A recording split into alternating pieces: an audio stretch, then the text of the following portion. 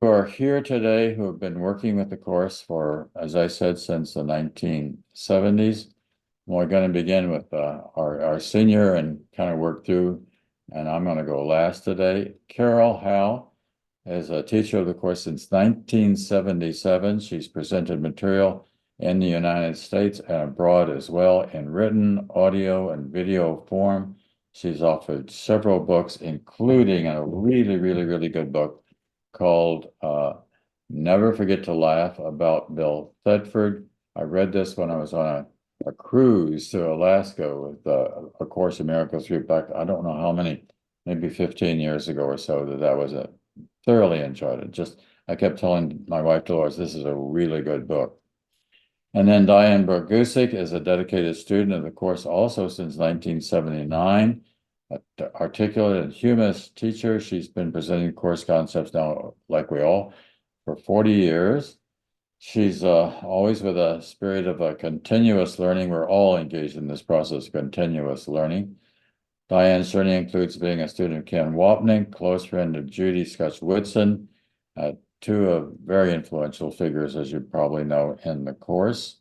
And then Dove, who right here is the founder of the One Mind Foundation that we work with here in New York, has another program that he works with called ICIM Gather, with ongoing programs. We'll let him say more about that when he comes on.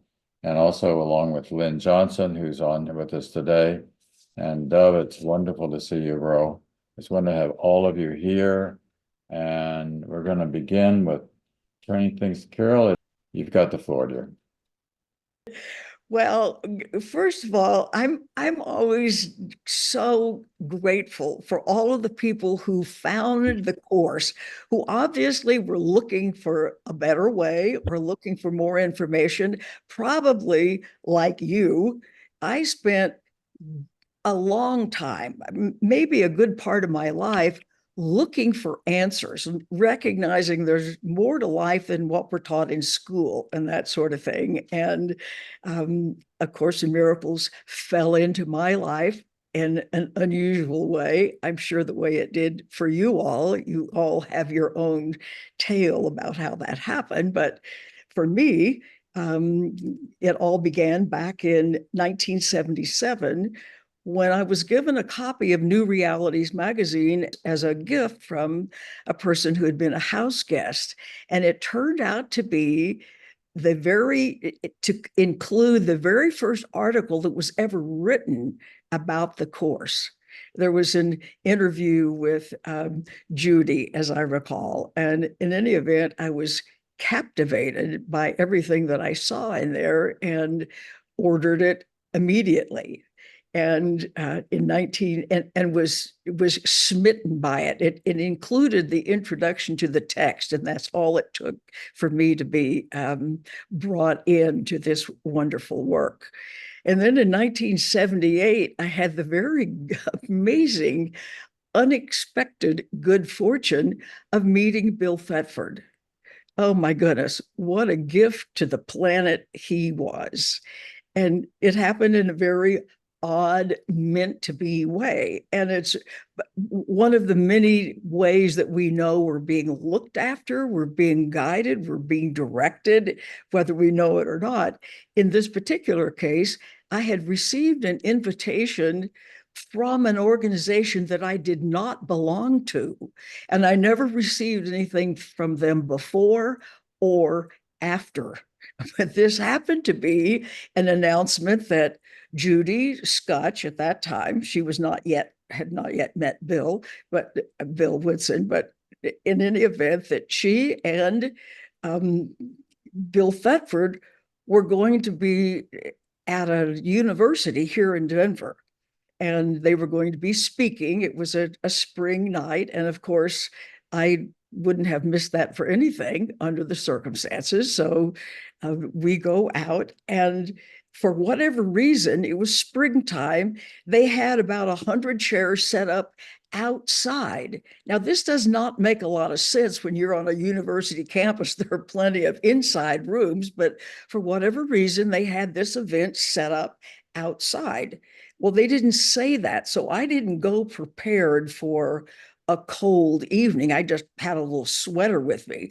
Well, I enjoyed Judy's presentation very much because she's an outstanding speaker. But pretty soon I thought, I'm about to freeze to death. So I thought, I'm just going to have to get up and leave. So I got up, looked at the first door that I could get to. I thought, I've got to go inside. So I opened this door. There's a big empty room, and standing over in the back corner by himself is this tall, handsome man. And I thought, that must be Bill Thetford, because they indicated that he would be there, but not on the program. And sure enough, so I marched myself up to the tall, handsome man and introduced myself. And sure enough, it was Bill Thetford. And we had a wonderful conversation for about 10 minutes.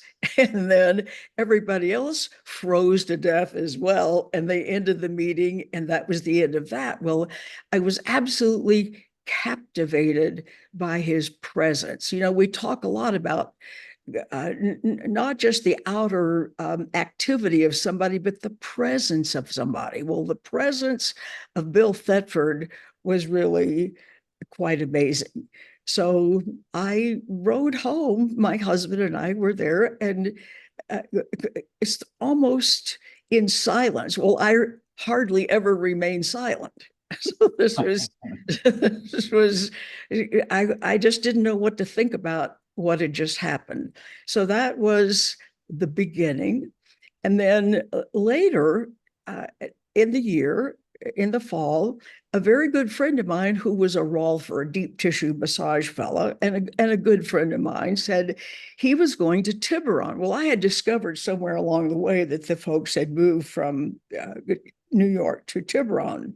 And, and I said, well, you know what? I think this Bill Thetford person has moved out there. I'll see if there's any way I can get you all together. So I didn't have obviously any addresses for anybody, but I did figure out how to reach the Foundation for Inner Peace. So I sent a letter to Bill in care of the foundation. And to my astonishment, a short while later, I get a phone call from him. Now, this is the very last thing I expected to have happen. And somewhere in the conversation, I told him I was hoping to make this introduction. And he said, are you coming out too? And I said, well, no, I was just calling on behalf of my friend. And the next morning I thought, what do I mean I'm not going? I've just been invited to come by this amazing Bill Thetford.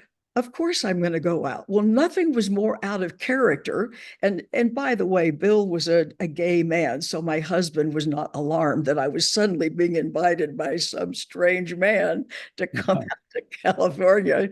So we became instant best friends and stayed wonderful friends for the remainder of his life. And Bill was truly an amazing presence. His life history was so kind of fascinating, with all of the steps that where his guidance and his fate, if you will, led him to the place that he got led to, which eventually involved being at Columbia, meeting Helen, the course came, and so on. It was like such a story that I could not tell it, so to speak. So I had to write all about that and never forget to laugh. But the thing that I want to pass on, in addition to the fact that Bill was just an amazing fellow, um, is that it seems to me like he's still around. And I know that sounds a little on the flaky side, but I would get sort of signals along the way that Bill was still present in some way. And I think I've written about this someplace, but at one point I was driving on a highway, and why and where doesn't matter, but it was a 3-lane highway. And I looked over in the lane next to me, and there was a little distance between the two cars over there so that I could see a license plate kind of in my line of vision. And the license plate said WNT 65. Bill's name was William Newton Thetford. those were his initials. And 65 was both how old he was when he died. And when the course began, it was like, I don't think this is an accident. It was like, and I was talking to sort of a psychic lady later on about something else who was an interesting person. And she said, I'm getting a like a presence of somebody here, and he's showing me a typewriter. Why would anybody show me a type? It was like, well, everybody identified Bill with the typewriter. After all, he was the one who did all the typing of everything that was dictated to his partner. So, nevertheless, the typewriter was important. But one of the most astonishing things that I have to tell you, since we're on the video, you see this lamp behind me right here with the white lampshade. Well, all this furniture behind me, I now live back in Denver, where I lived a very long time ago. Well, this was all my dining room furniture when I lived in Florida. And on one particular morning, I woke up very early, and I don't know why. I had no particular reason. It was maybe 5 o'clock, and I couldn't go back to sleep. I thought, well, darn, well, I'll just get up. So I walked out of my bedroom, and this light I had left on because, sometimes I would leave lights on somewhere in the house, and this happened to be that light. So as I just start to approach the big opening to the dining room where I could see that, I just started to think the thought, oh, I need to go turn off the light. And at that instant, the light turned itself off. Now, I don't know how to do anything magical about turning lights off from 14 or 15 feet away. So I thought, well, I'll go check. Well, the bulb did not burn out. I did not think that's what. And all of a sudden, there was a sense of Bill and Jerry Jampolsky and Hugh Prather. I sort of, those were my guys, so to speak. It was like they were all seemed to be there just get the biggest kick out of this. And the message that I got was, this is just so you'll know, we're all here and everything's great. And there's no way I can prove anything about that, except when odd things like that happen, they cannot be dismissed. So somehow, what I would hope would be cultivated in all of us is the sense that we're so cared for and we're so looked after, often in ways that we can't possibly know anything about. But I think that's important to know. And just now that I've moved back out to Denver into a new place, uh, earlier this year, when it was still dark at night, I was sitting over in my kitchen area, and this whole part of the room that you can see behind me, all of a sudden, for no explainable reason at all, a gigantic flash of light occurred, and it lasted for 3 or 4 seconds. It went from the ceiling to the floor and from one wall to the other wall. Brilliant white light. I have no idea what happened, why, where it came from, but it seems to be not an accident that that lamp that I so associate with Bill was sort of the centerpiece of where all this happened. And so the moral of all the story is that I so want us to know how much we are all taken care of, how much we're guided, how our job is to follow the guidance that we're given, even when it seems unusual, whether it's do this, write this, move to this city, go here, that sense of guidance is absolutely always 100% available to us, and our birthright, if you will. And one of the things that I am most grateful for is that somewhere along the line, it became apparent to me that following that guidance, whether it made any sense or not, is imperative. And I don't know how my life would have turned out had I not followed guidance to go places, do things, call people, write things that I didn't have any intention of doing, but the guidance was there to do it.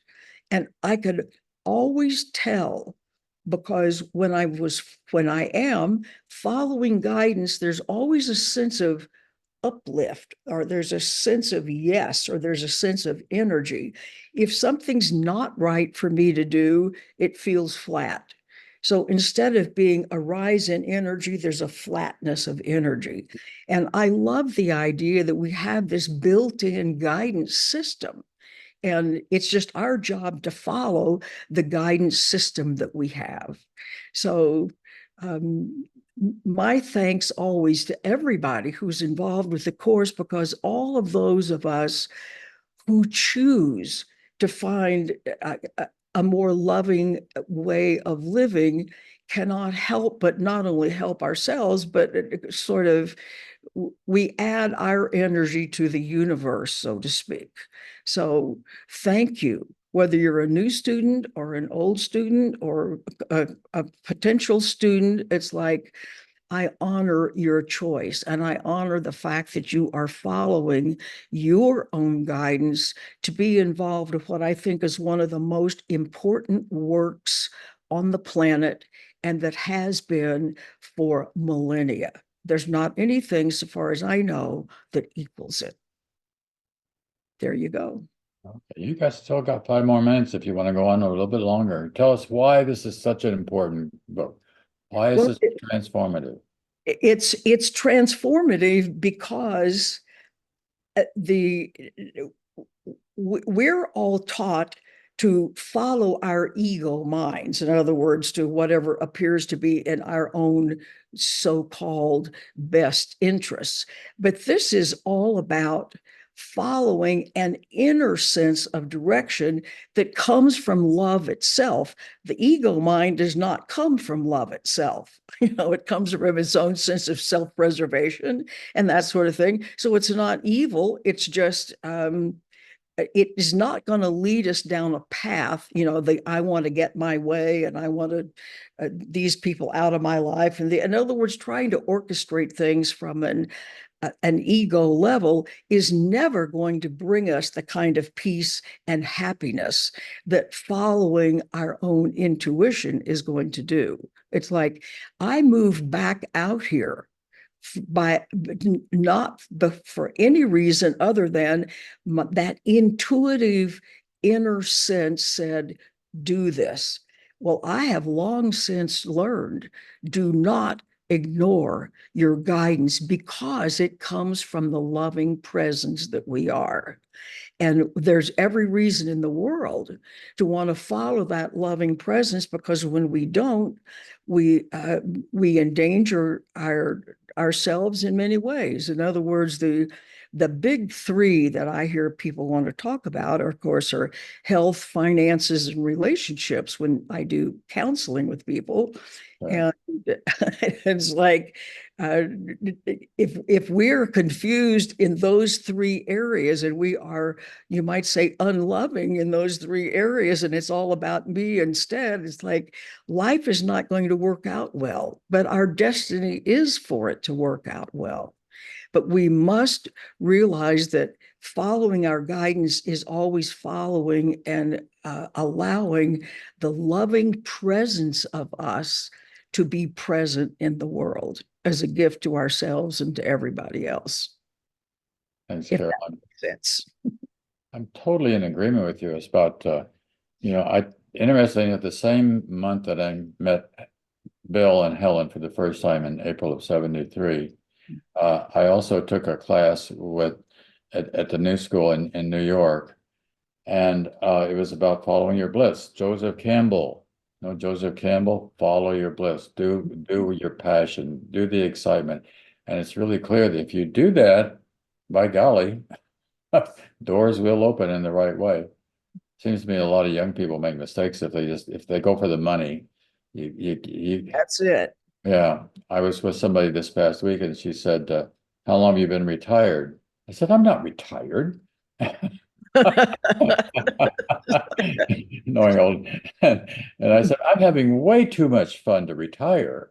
Well, I would feel the same way. And it's like I felt such a one of the things for which I feel most grateful is not only being all over this country, teaching classes and doing things to promote the course, but in other countries as well. And Mhm, in several countries in Europe and in both Russia and Ukraine, mhm, with which I have some sort of a, mm, an affinity. Like, I don't know, I'm very called to those countries, particularly Ukraine. And I've taught Course in Miracles classes in both of those countries. And really? it was Wow. a real with wonderful interpreters and so on. Uh, And I loved that time there. I loved that part of the world. And I thought, this is like being in heaven, to bring the material that I think is the most mm, yeah, in the world to a place that I absolutely feel so drawn to. It's like, how does life get any better than this? yeah, good question. Yeah. Thanks, Carol. Okay, we're gonna go on to Dove now. Uh, Dove and I have been friends since the 70s, and but I'll let him tell his own story about our meeting and stuff like that. So, Dove? Thank you so much, first of all, inviting me here.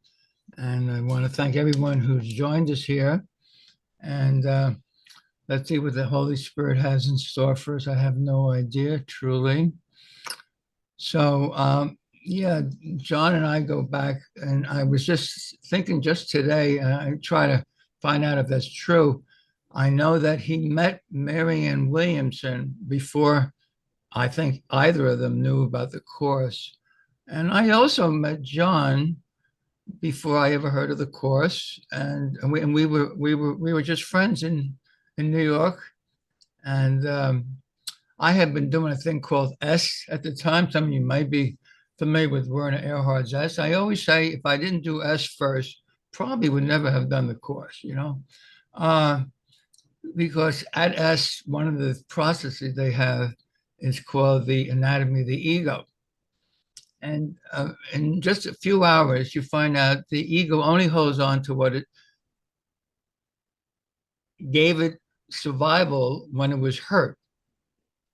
And so the voice that's listening to you is always talking about trying not to be hurt, because I don't want to be hurt again. I was physically hurt when I was born. I was emotionally hurt most of my life. And that's, I'm trying to defend against being hurt. So you hear very quickly, I got all of this before I ever heard of A Course in Miracles.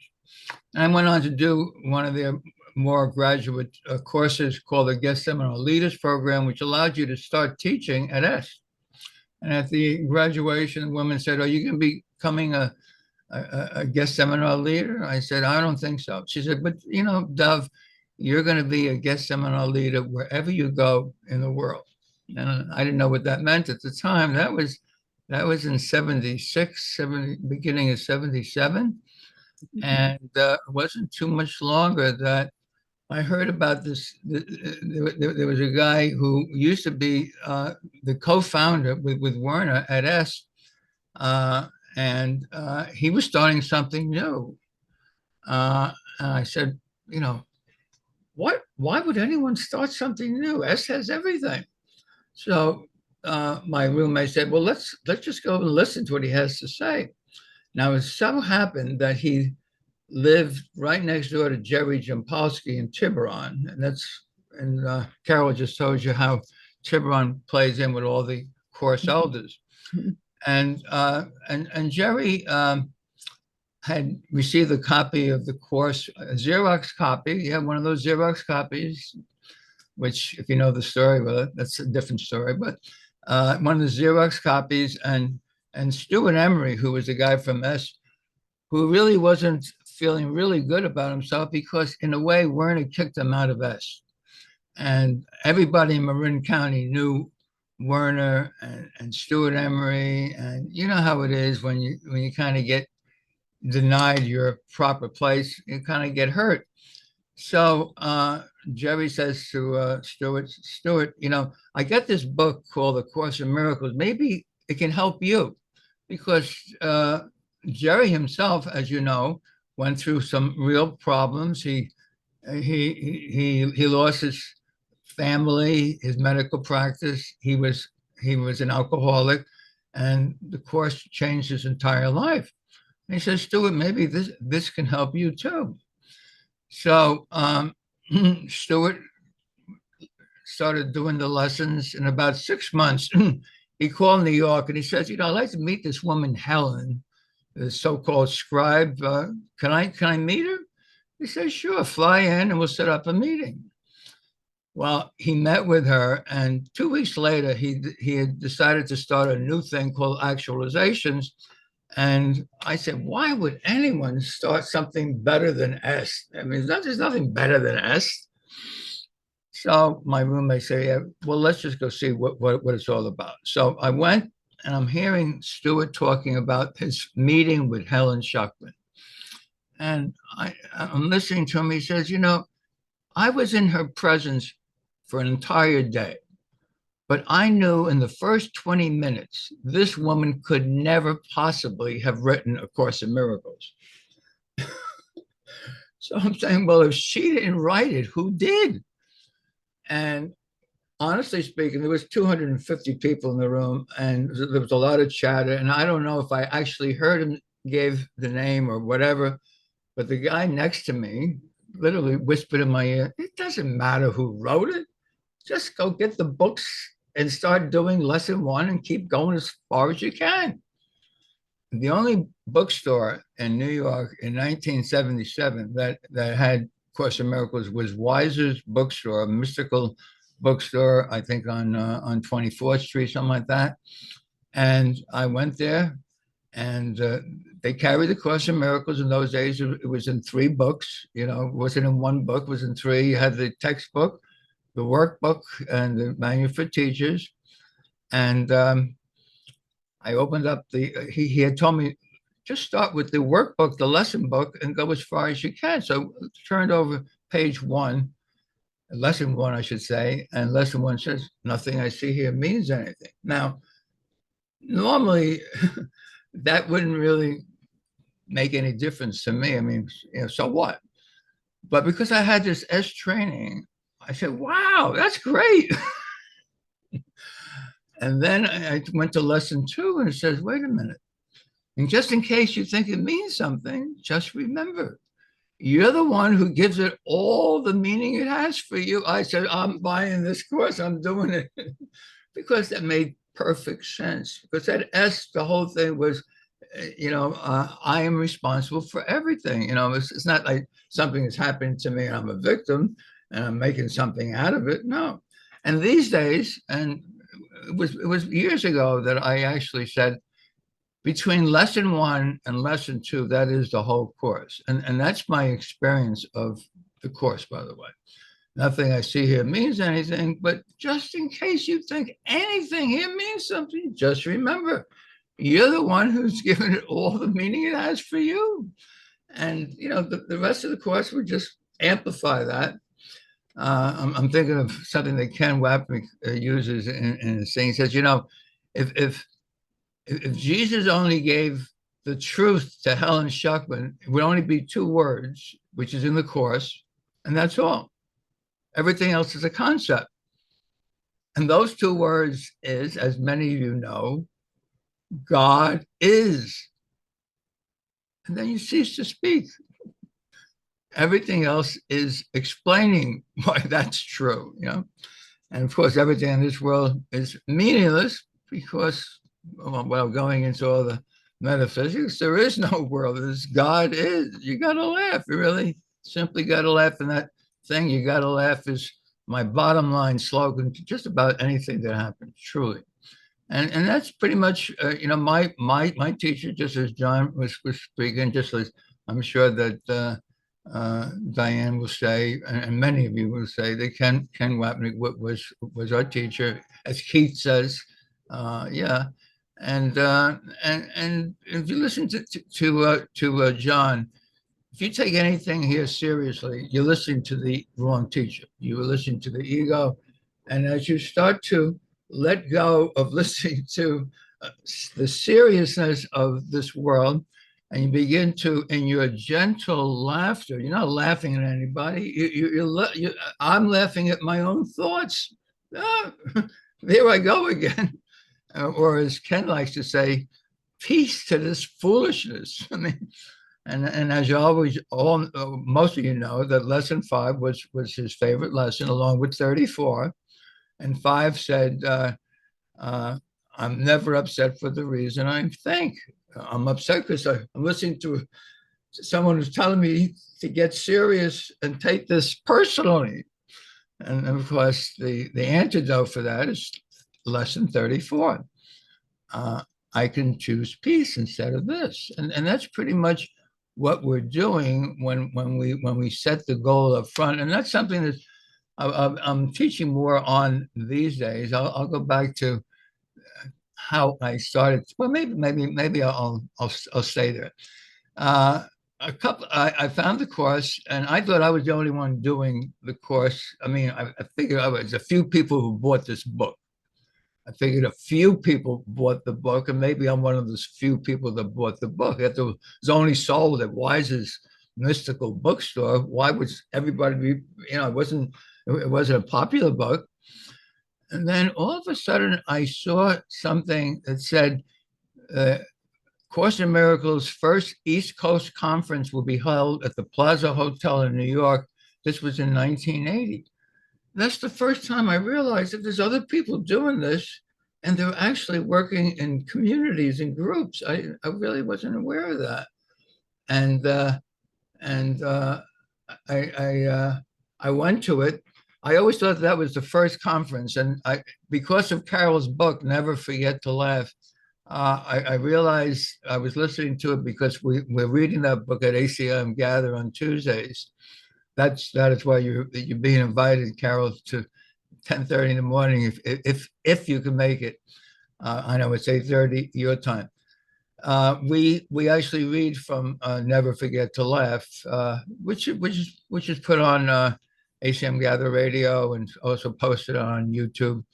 But in that book, and I just heard it a little while ago, Bill was at a conference for the Course in Miracles before the one that I went to at the Plaza Hotel. He was at one at the Barbizon Plaza on Central Park South, which is where the plaza is. And I just found out because I was talking to John. John was one of the speakers. John Mundy, right here, was one of the speakers. And that was probably the first conference. It was. What? It was the first conference. Yeah, it was the first conference. Yeah. So that happened a couple of years before I went. And I'll always remember that conference that was hosted by Rabbi Paul Steinberg, and some of you may know that name. It's either his brother or his cousin is Saul Steinberg, who was the first publisher of A Course in Miracles, and the idea of well, I remember going there, and the morning he only covered one subject. He said, I want to give you 50 words from the Course in Miracles that has a completely different meaning than the way the world looks at it. And of the 50, I can remember only a few. One of them is gratitude, and the other is Christ. Now, I'm being of Jewish faith, whenever I saw the word Christ in the Course, I said, kind of circled around it a little. Paul gave me a whole new way of looking at it. Paul says, the name Christ is really our family name. Like there's Bill Christ, there's John Christ, there's Diane Christ, there's Carol Christ, there's Dove Christ. It's a family name. Oh yeah, and there's Jesus Christ. It's a family name.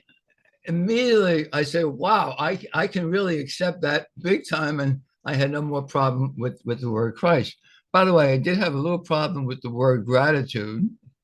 Later in the afternoon, we sat down at tables in smaller groups, and Betty Jean Martin, some of you may know Betty Jean, she was one of the teachers at that conference, and we went around the table looking at the words, and I said, I don't know what it is, why I should be, I don't know what gratitude is for, why should I be grateful? Because in those days, my ego was still running me for sure. And the ego was saying things like, well, you don't have as good as a lot, but you have it better than, there for the grace of God go I. That's the ego's idea of gratitude and grace. Uh, it was only recently that I realized that gratitude is so wonderful. Because first of all, he tells you in chapter 7, section 7, to have gratitude for each and every brother, not only for what they are, but their purpose in your dream. And actually, I'm a real lover of chapter 29, section 4, called Dream Roles, which says you ask these people to play the role that you assign to them. It says no one can do anything or say anything to you that you have not assigned that role to them. Wow. I mean, you're the dreamer of the dream, right? Chapter 27, section 7. Let me just give you a little also about how I got started teaching and what that has meant as far as where I am now. It was New Year's Eve, 1980, and I was invited by John to his home for New Year's Eve, and he invited a bunch of people, and there I was, and 15 minutes to midnight, John says, the 70s hasn't been a great decade. That was the Vietnam War, etc. He says, why don't we meditate on how the 80s could be a place of peace and prosperity, whatever. And we all meditated. And then I heard a bell ring. It was midnight. And John says, okay, let's celebrate. 1 minute after midnight, as we're getting off out of our lotus position, getting up to go in and party, this gal, Giselle Lasbro, says, I like to start a Course of Miracles in my home in Greenwich Village. And David, will you please lead it? Now, my mind said, you can't do that. You never open the textbook, and every time you do, you go to sleep on the first page. You're only halfway through the lessons. You don't know what the course is really saying. And even though that was going on in my mind, remember what I said about S? It taught me that the voice that speaks to me in my head is not my best friend. And all I can say is because of the practice I did in becoming a guest seminar leader at S, and I said I wasn't going to lead any guest seminars at S. Out of my mouth came, okay, I'll do it. Even though the ego was giving me all the reasons why you can't do this. I said, okay, I'll do it.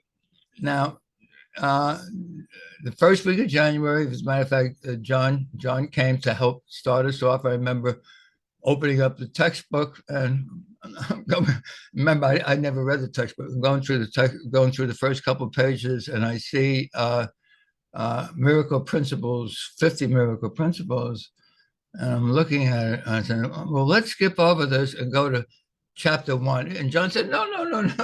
Let's do the 50 miracle principles. And that's what we did on the very first night. John led us through the 50 miracle principles. And the only thing I remember of the 50 miracle principles, and this is really the only thing you really have to remember, is miracle principle number 7, because John said, this is the only principle you really are responsible for.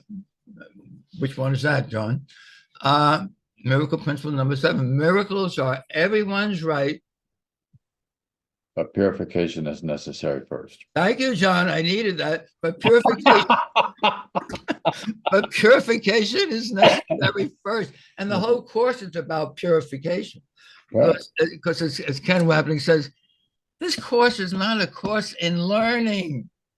It's a course in unlearning everything.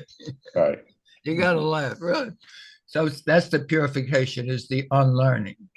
And about 2 years in, we had a really good group of people, 20 to 25 people that met every Monday evening. down in Greenwich Village at Giselle's home. And I was the moderator, and people were very used to asking me questions about the course. Why does he say this? And what is this about? And I knew that I didn't know anything more about the course than they did. And somehow it came to me, and I don't know how it's just like, I said, you know what we ought to do? Why don't we each take a turn as moderator here? And each of us take a turn leading on a Monday evening.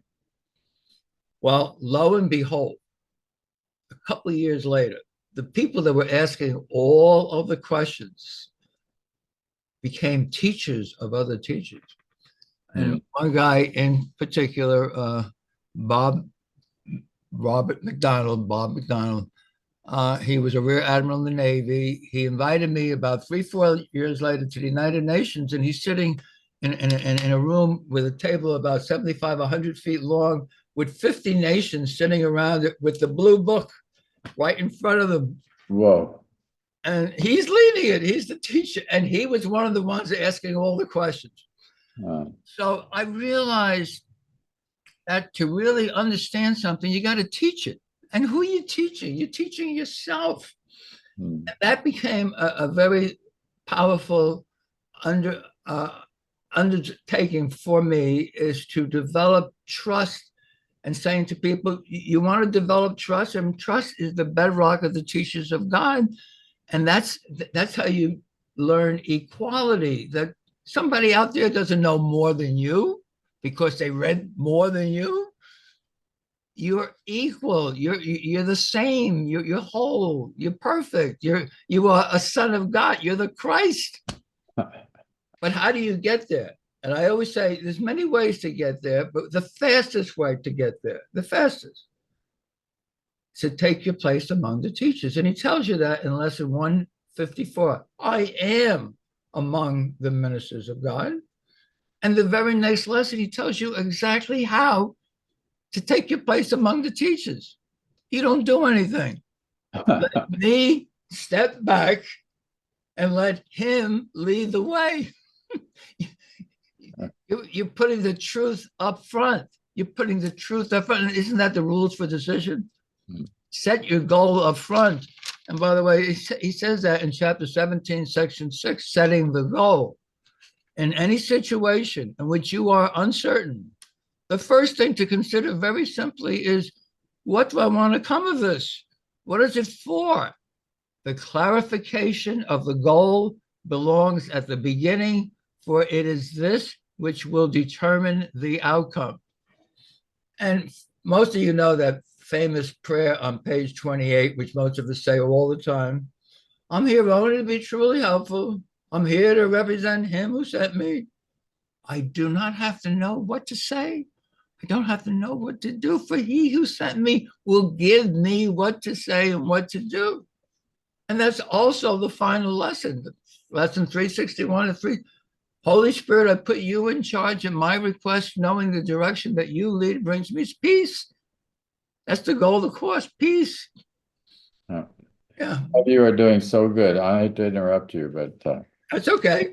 Time for us to move on. Okay. It's so good having you here. Really, really good. So we're going to move on to Diane Brooke-Gusick now.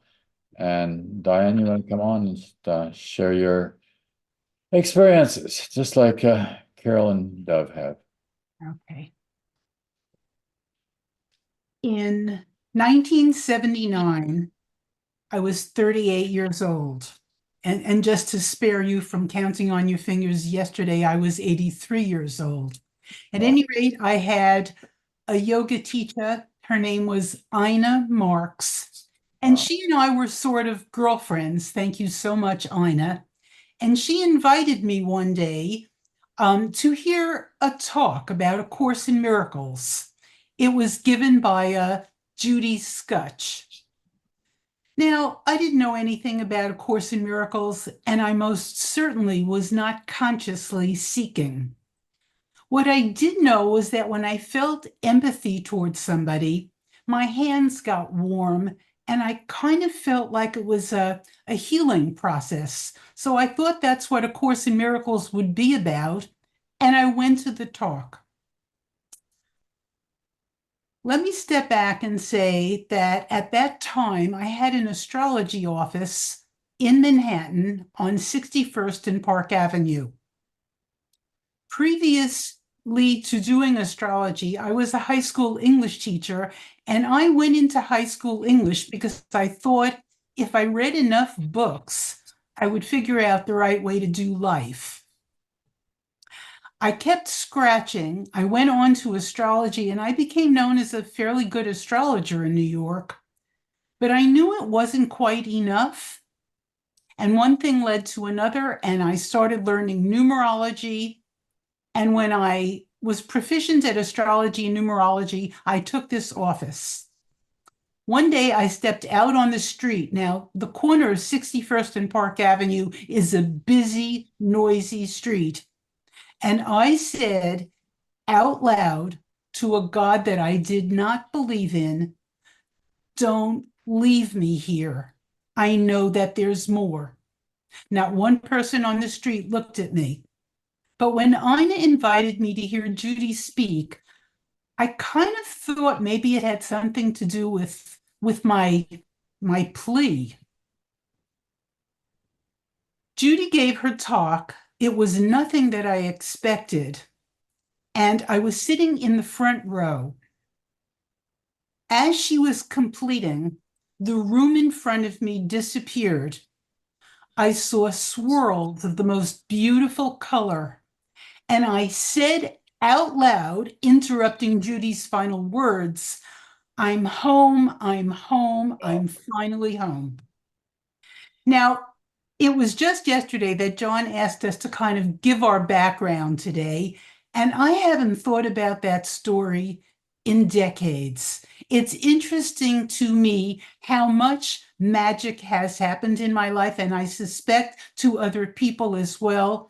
And then we just dismiss it. I simply haven't thought about that story. But I also know that you don't need the magic to happen. If A Course in Miracles is your path, something about it is going to pull you towards it.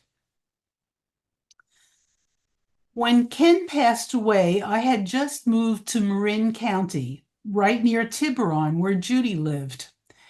I was devastated that Ken died. He had been a teacher and friend, and I'll speak about that more. But I wanted to connect with people who knew him. And so I called Judy's Foundation, and I asked if they were going to do a memorial service. And the woman who answered the phone, I don't know who it was, said no, she didn't think so, but she would let Judy Scutch, at that time, Judy Scutch Whitson, know that I had called. It took a good month, maybe more than that, and Judy called me. At that time, Judy was 82, I was 72. It was the end of her life. I had 8 years with her. She invited me for lunch, and this was unusual for Judy because she always included Whit, her husband, for lunch, but somehow she felt she wanted just the two of us. And we had lunch. It was an early lunch. And around 6 o'clock at night, still gabbing away, Whit came out of the bedroom where he had been sent, and he said, "Judy, are you going to make dinner?" That's how all my interactions with Judy went. We spoke as if we were long lost sisters. Judy Scutch Whitson had an energy that was bigger than life. She was not. If she was 5 feet, that was a lot.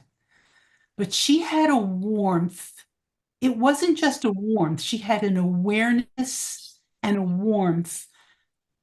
And she became to me, at all things rolled into one, she became a nurturing mother. She became an older sister. She was a girlfriend. She was at times my daughter.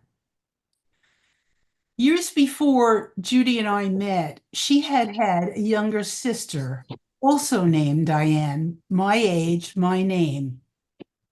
Judy had called her sister Lovey at times, and after a while, she began to call me Lovey. I knew that I was learning from Judy, even though we really essentially weren't talking about learning. What I saw with my eyes was that this was a woman who got up every day with the intention of making herself available to spirit. Judy was happiest when she was working with or for spirit. What's that? Somebody needs to be muted. Thank you. She was still reading from A Course in Miracles. She was still reading from A Course in Miracles and talking about what it meant till the day she died.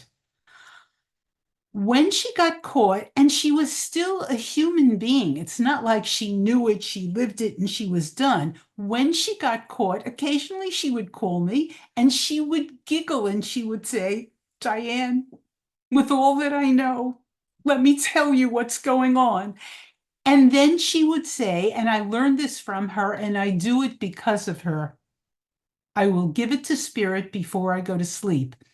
One doesn't have to wait that long. But if it was something big, that's what Judy would say.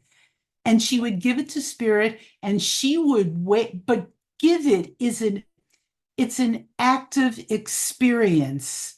She let go of it, at least when she went to sleep, and she was open to a different way of seeing. I don't think I ever heard her give it to spirit when she didn't have a shift. It's something that I still use to this day. We talked about all the things that girlfriends talk about. We talked about our kids and our spouses and the news of the day and occasionally clothing. Everything was filtered through A Course in Miracles. We went out often as a foursome. So it was Whit and Judy and my husband, Chuck, and myself. And I knew that if we got into an Uber, we would lose Judy temporarily as she learned the life story of the cab driver. If we went to a restaurant, I knew we would lose her temporarily as she held hands with the waiter or waitress and found out their life story and if there was anything she could do for them. This was unobtrusive. I think it was guided. Judy was a barrel of fun. Maybe next door, the first row. Somebody else's needs to mute. Thank you. She was a barrel of fun. She delighted in having a good time. She was so much fun that you could sometimes not recognize her incredible intellect.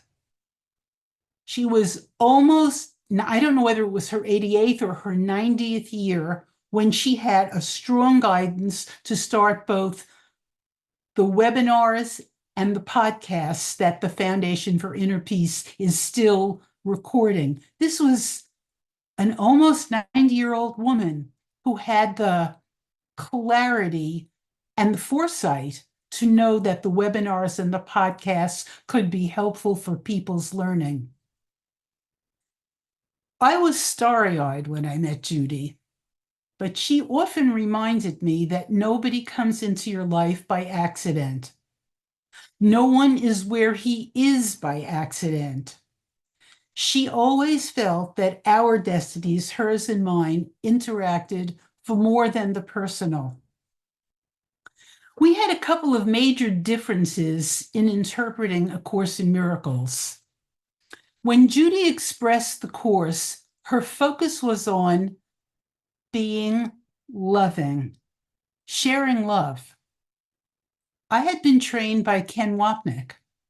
Ken Wapnick was a Ph.D. psychologist, and his focus was not on being loving, but on getting in touch with what prevented me from being loving, looking at my ego, and then sharing that with spirit and saying, show me how to see differently, what we refer to as the shift, let me see differently. One of the things I realized is Judy was doing what I was verbalizing. She had to make the shift before she could be loving. And I was doing what she verbalized, even though we verbalized differently. After I made the shift, I was loving. I think what I got out of that experience was recognizing that people can express the course differently and still be doing the course. Judy also allowed for a lot more psychic phenomenon into her life than I did. I was trained by Ken Wapnick. Ken said over and over again, spirit doesn't interfere with form. God doesn't come into a body. In other words, raise your mind to where Jesus is, be open to his interpretation, and let that flow through you. I think what we learned from each other was the ability to verbalize in each other's language. We loved each other almost as a recognition. It wasn't a personal love like when you fall in love and you want to get something. We simply loved each other. I wasn't sure that life went on after death, and I don't have to be sure of that because the Course doesn't want me to do the Course because I do or don't believe that. But Judy and I had a pact. She always felt she would leave before I did because she was 10 years older than me. And so we made up what each of us would do in case we checked out first. Judy's and mine revolved around the clock. I know the clock has to be at a certain position every day, but there are many formulations of what we concocted. And if I tell you I saw 3 of them this morning, I'm wearing her necklace, I know that love remains, whatever the language.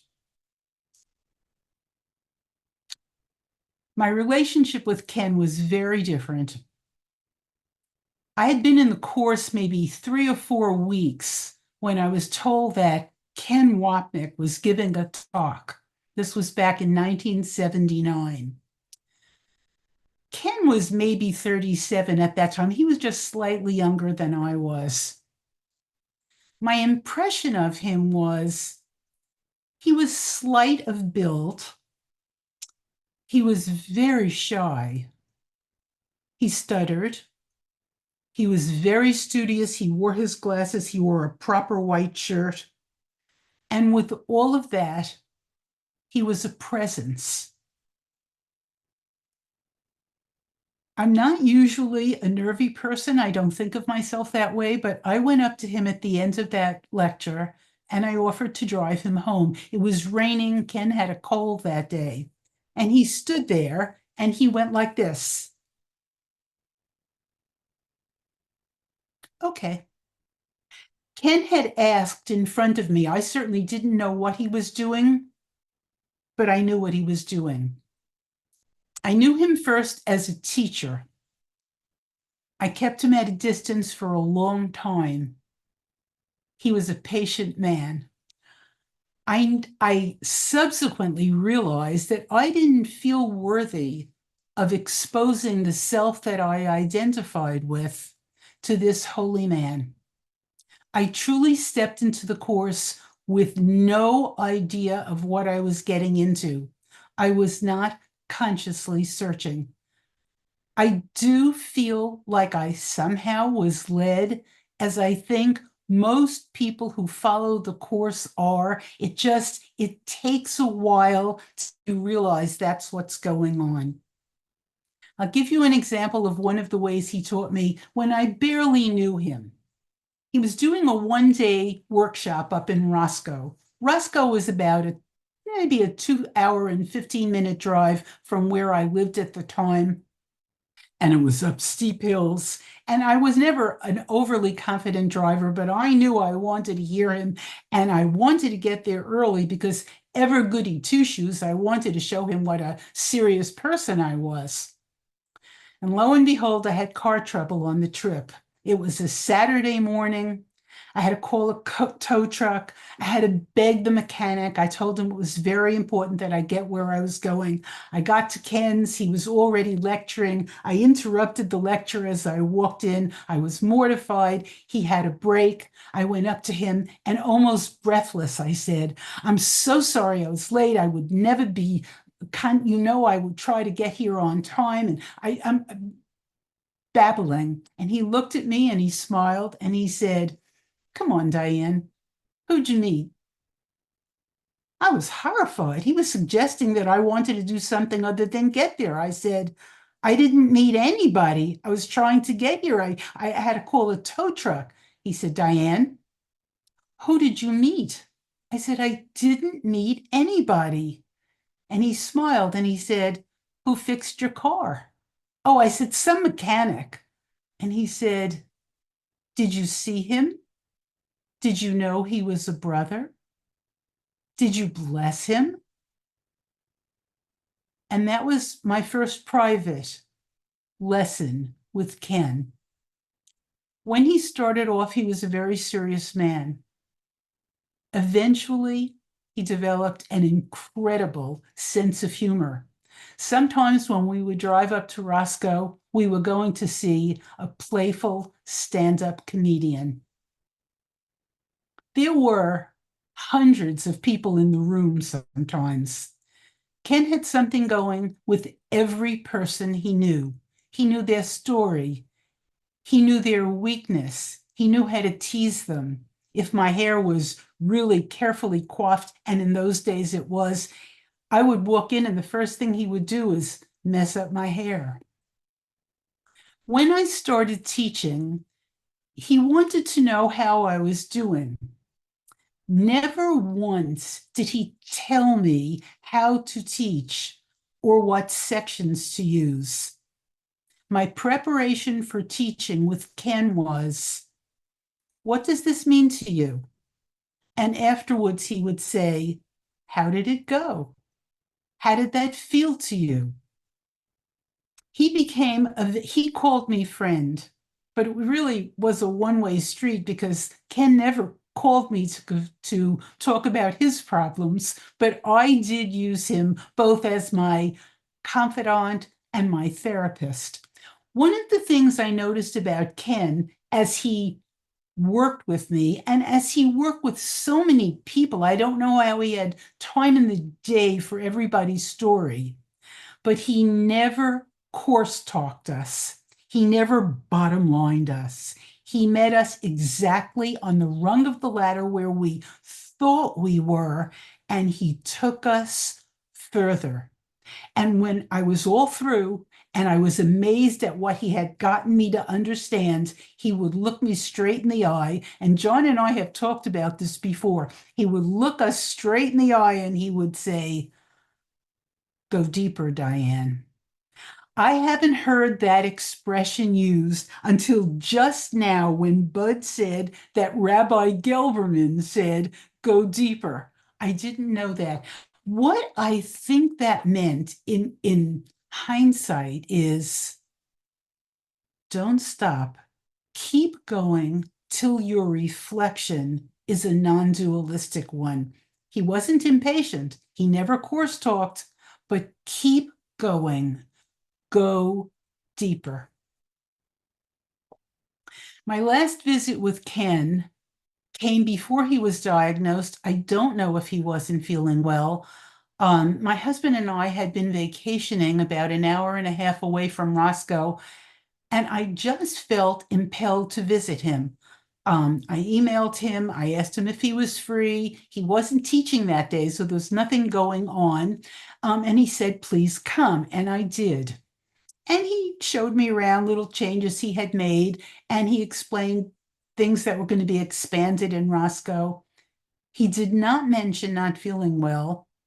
I did not notice that anything was off, but I was very glad that I had followed that impetus, clear impetus, just go. I think about who I was when I first came to A Course in Miracles, and I most certainly wasn't consciously searching, but oh my, how I was led without realizing it. I was fearful about just about everything in my life. I used my intellect as a shield and as a weapon. I was always externally polite. Oh boy, but was I judgmental. All my relationships needed shoring up. It's hard to say in words how grateful I am for every relationship in my life that he changed, that the course changed, that knowing Judy changed, that integrating this material changed. But I'm also so grateful for it, how it has changed me. Do we have time, John, for me to relay a recent story? Just a little. Okay, I'll try to make it quick. This happened recently. I was in the gym. I was working with my trainer. I now live in the deep South, and most natives here don't share my political views. My trainer doesn't share my political views. When a big burly man came over to the trainer to tell him that Robert Kennedy had just endorsed Trump, and I guess my face expressed whatever I felt about it. And that big man turned on me, and in a voice that stopped the entire gym, he started speaking to me. I know who you are. I know the way you think. It was an exquisite verbal assault, and I could feel my back straighten, not straighten in defense, not stiffen, but I could feel myself moving back into the alignment that I sit with each morning as I'm doing my lessons. And I instantly remembered who I was. I made a spacious environment for him to rant. And I was in the experience of remembering who I was and who he was. And I don't think without the course, I could have done that.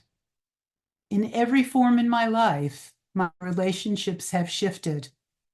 I am beyond grateful that the course speaks to me. It's not for everyone, but for those of us who it is for, it is life-changing. Wow. Thank you, Diane.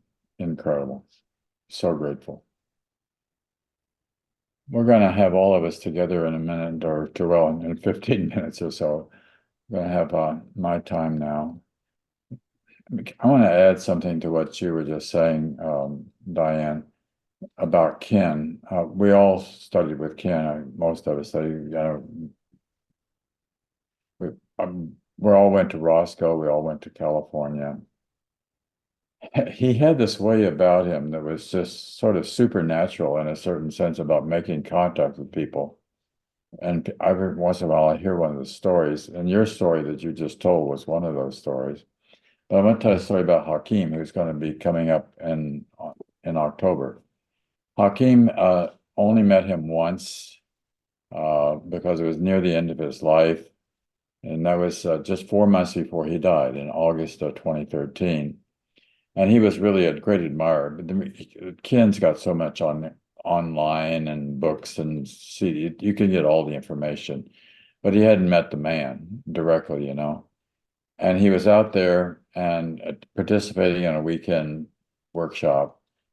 But he wanted to talk to him. He was almost like afraid to approach him, but he's so admiring him. And there was a break, he said, and after the break, they came back and he was sitting there and Ken walked over and sat down in his lap and looked at him, right? And that is a Ken thing. He would do things like that. He would kind of know who needed it. I remember on another occasion, a woman was telling me that she'd gone to the lecture in Atlanta, that he did the big one with Living A Course in Miracles conference, which is recorded. Oh, they're all recorded, but that was a long one. And they had never met Ken. and they were there. And for some reason, they didn't know who he was and physically. And there was a break or something. And anyhow, he comes on, he sees the two of them outside of the hall where he's going to be talking. And he strikes up this conversation. It's like apparently a really amplified and wonderful conversation. And then he leaves and goes off. And one of them turns to the other one and says, "Who was that?"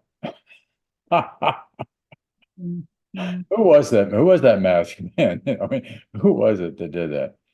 So let me share a little bit, and then we'll break into having some discussion, having you ask some questions from. And if we run over a little bit on our time, I don't think any of us are going to complain. This is so rich, and I thought it would be.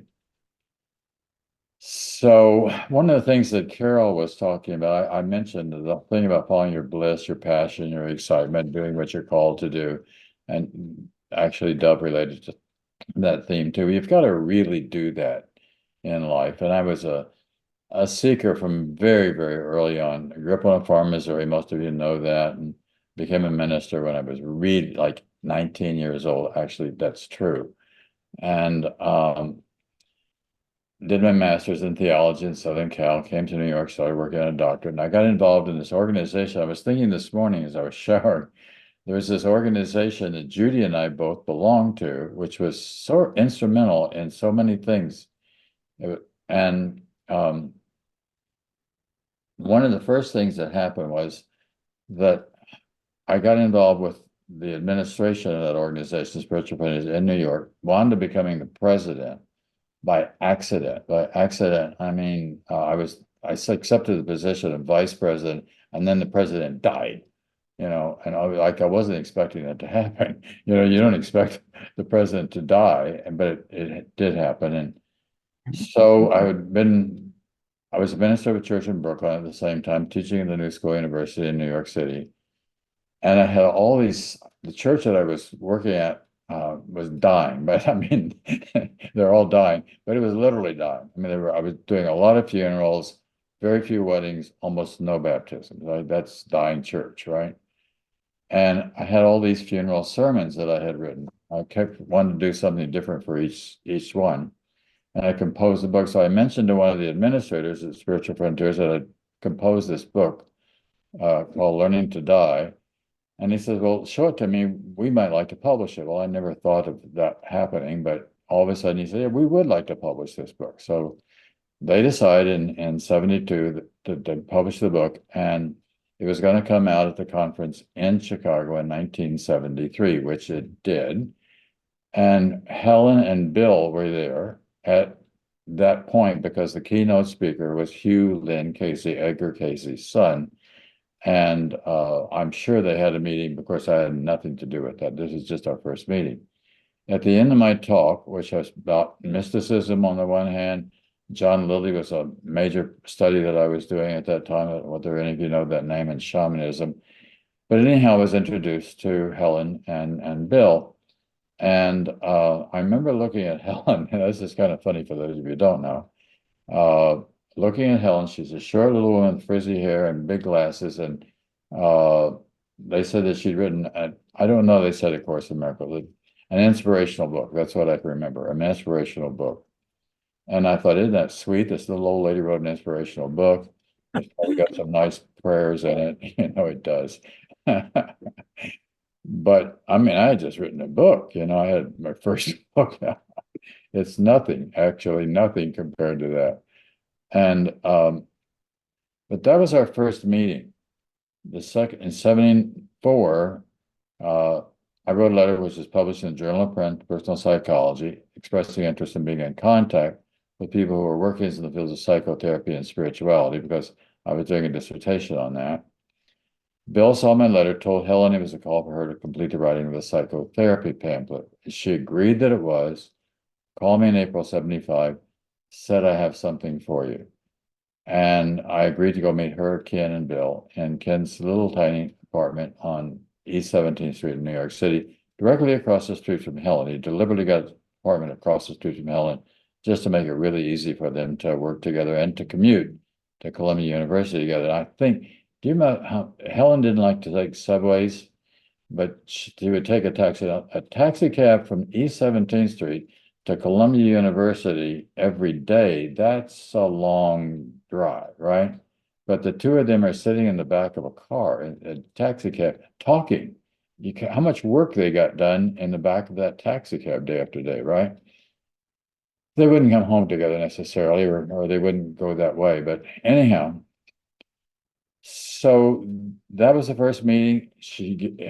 Helen gave me the manuscript of the psychotherapy pamphlet. At that point, that's all she gave me. And I remember walking home with that under my arm, thinking that maybe the most important thing that ever happened to me had just happened. I didn't know what it was, but I felt like it was something very, very significant. We decided after that I would continue to get together with Ken after that, and we did. He came over I was living inside of General Theological Seminary. It was on 19th Street, so very close to 17, except on the west side, and she was on the east side. And we had a few meetings like that, and it just kept growing, although I really didn't quite get it. And the thing that got me to get it was Judy, because Judy and I had already known each other since the late 60s, because she'd been involved in Spiritual Frontiers as well, plus with the Century Foundation, which she set up, right? In fact, as we would frequently go over to her house to watch Uri Geller Ben Spoons, or the latest in Curlian photography, or just whatever it was that was going on, that Judy was into all this stuff, right? She was looking for an answer. And when she got the course, of course, that was the answer. So when Judy got excited about it, I realized, well, if she's getting excited about this, maybe I should look into it more deeply, right? So I started looking into it more deeply as well. And then after the first edition of the course, the first published edition, was handed out at Judy's apartment, the Beresford on 81st and Central Park West, on June 22nd, 1976. And of course, everybody was there. And Judy and Helen took me aside at one point and gave me my set and said, "We think you're supposed to teach this." And I go, "Oh, how the hell am I going to teach this? I'm working on a doctorate. I'm teaching at the new school. I've got a church I'm running. I was trying to have some relationships at the time. And it was a while. It was a while before I really began to kind of dig in and really, really get it. But slowly, it did happen. And after it was done in 76 and in 77, I started sponsoring lectures with Ken. I had bought a home outside in Westchester, outside of New York City, specifically designed. It was completely remote location. High Rock Spring, it was called. Actually, Dove and his wife were married there in the front yard in 1981, right? And I would have Ken a couple of times a year. Usually we'd do it on Labor Day and Memorial Day because it didn't look funny, a lot of cars coming in and out of the driveway. That continued up until 83, at which point he had started the Foundation for Inner Peace. I mean, his own Foundation for A Course in Miracles. And so he was getting a lot of invitations, and he didn't need my help anymore. But again, we continued to remain close, even after he moved from there to Southern California. Fortunately, Beverly Hutchinson started inviting me to come out every other year to do talks at her conference. So there was always an opportunity to go spend a little bit of time with Ken. Except the last two times there, I wasn't able to do it because in 2011, we were supposed to get together, and I got a call from his assistant the day before, Elizabeth, saying that he had to have an emergency oral surgery, so he was going to have to cancel. And then exactly the same thing happened in 2013, except this time they had to go to a doctor for another reason. She didn't explain it to me, but I know it was about the cancer that later took his life. The course is profoundly important to me. I think everybody here maybe agree, perhaps the most significant document that's crossed the face of planet Earth, ever. Now, having said that, I also want to say that I think there's a lot of really other good stuff out there, right? The course says of itself that it's one of thousands of different ways, of what it's called the universal course. So I've been appreciative of A Course of Love as well. And we opened the doors to the Course of Love and other similar kinds of inspirational writings in Miracles magazines back in 2016, and it continues to go that way. Actually, I decided it was in 1989 that I decided to go full bore on the Course in Miracles without doing other things. I also left the Methodist Church at that same time. And I went to see Ken at Roscoe, and Ken said, well, what are you going to do now, knowing that I had resigned from the church? And I said, well, I'm thinking about going full-time in teaching A Course in Miracles. And he says, well, that's not easy. And I looked at him and I said, you're not having any trouble. And it's just been that way ever since. It's just been a matter of continuing to go for the gold, so to speak, because this is where the gold is, right? So we enjoy continuing to do this through the magazine, through these Sunday with Monday pieces and the writings on Sunday as well. I think that's enough on my part because it's already at the time when I want to start inviting other people to ask questions, or Bud, let's go to you and see what kind of observations you've seen in the chat. Sure, happy to. And we do have questions for all of the team members here. So let me just add everybody in, and let's just go through these. And they're fun, and we can also invite. Looks like we've got another one posted here. We can invite folks to raise their hands after we go through the ones in chat. So our first question is, interestingly, for all four of you, and that is, so here we are with the course, and we're talking about, 40, 50 years. The question is, what about the next 50 years? What do you foresee unfolding in the course in the next 50 years? And in particular about the next generation of Course in Miracles students? Dove, go ahead. The answer that comes to me, believe it or not, that question was asked of Werner Erhard of us many moons ago. And he says, they'll be the same place that we are now because we stand on each other's shoulders. We stand on each other's shoulders. Hmm. And especially in the Course of Miracles, we are of one mind. We are of one mind. And of course, we are the One Mind Foundation, which is John's foundation, something I started. The idea that the Course is saying minds are joined. No one's going to be further ahead or behind or something like that. That's true even right now, except the ego sees things happening in time. The truth is we're all at the same place now. Right. The course is, in some ways, it's not that big. By that, I mean, what else? Something like 3 million copies have been sold. So when you compare it to the size of this earth and all the stuff that's going on, one of the things we do at All Faith Seminary is have a deep appreciation for all different traditions and letting people go however they're going. And the other thing about the course, Bud, you told me this, that when you got the course that fell off a shelf, I can't tell you how many people have told me that same story. You're nodding your heads as well, that it just suddenly appeared. It's for you and it will come to you. And I thought, Diane, when you said something about it doesn't necessarily appear in form, but I think at the same time that that's true, there you do ask Jesus, and let me follow me, and I will give you the guidance along the way, which is Carol is saying as well. And the more you can get in God's way, the more you open that door for God to run over you. I mean, if you understand what I'm saying, you got to stand in the right position.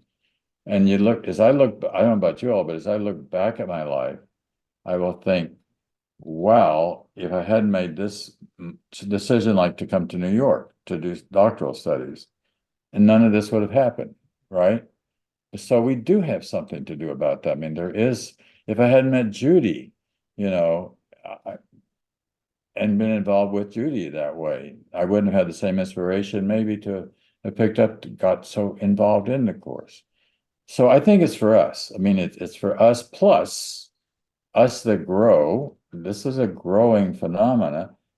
The course is, as you all know, not easy. It's very difficult. And the reason it's very difficult is because we're difficult. I mean, we've got all kinds of blocks and limitations inside ourselves. And I thought it's interesting that Ken told both myself and Diane to take it deeper. You've got to take it deeper. You got to keep going deeper and deeper and deeper. And the deeper you go, and you kind of clean house in some particular area of your life, maybe you clean up a relationship or something like that. And then you realize, oh God, this is deeper. There's another dimension to this that I've got to go into. So we continue to do our work. We'll let the world be what it is. And people find the way home, they'll find the way home. Right? Now, that's just my take on it. You and any others got it? Diane or Carol got any sharing on that? No? I think you can just do your own, I think you can just do your own work, and whatever is supposed to unfold. And I don't mean to sound fatalistic, but whatever is supposed to unfold will unfold. Yeah. I see a lot more inspiration coming in lots of different directions. A lot of other folks are getting similar kinds of things to the course, right? Not exactly the course, but and I think that's okay. It should be one-on-one. And I mean, ultimately it is one-on-one. Ultimately, it's you and the Holy Spirit in dialogue. What you all said that, huh? Here's our next question. Diane, how do you feel about the validity of astrology and numerology now, and how does that align with the course? Astrology and numerology in the world's experience, they work. I think I've never read this anyplace that an astrology chart or a numerological computation shows you the state of separation that you chose and the defenses that you chose as you came into this incarnation. I think that they both work. I think that they can be misused. I think that people can turn to them to find out what will happen and ignore how they receive what happens and how they handle or ignore the choices in their mind. I no longer practice astrology and numerology professionally because I think that my work deals with the mind. That's what I'm here to learn. But as a human being, I still look at my chart. I still am curious about when someone's born. I live in the world. I get dressed in the morning. The rules of medicine and friendship and everything else works in the world, as does astrology and numerology. But spiritual thought supersedes and changes everything. Lovely. Lovely. Well said. So here's a question for Carol. How can you incorporate ACIM ideas into psychotherapy? And I did ask if they had read Manual for Teachers and the section on psychotherapy, and they haven't yet, but I would love to have you explain how you use the course in your therapeutic work. Oh, I feel like it's central to the therapeutic work because when people make appointments, and I've done this for years and years, always the prevailing notion is something or someone outside myself is the cause of my problem. And like, what am I going to do about this problem outside myself? Yeah. So my very first point is to lead them to the place to see that this person is not the author of your difficulty. They are the mirror showing you what you are doing to you. In other words, whatever it is you accuse them of being guilty of is your own issue, but often so buried and so hidden that they absolutely don't know it. And because we're taught that problems begin outside ourselves, so we can certainly be forgiven for, kind of following along on that path. But there's a great re-education job that needs to be done. And so I have a process that I lead people through to see them how it does begin with them, and then therefore what to do about it. And I love to do it. I'm about to write another book about that because I think it's very important. I think that we all need to read it. Yes. Well, mostly I see it work. In other words, it's like if something works, that's what you need to pay attention to.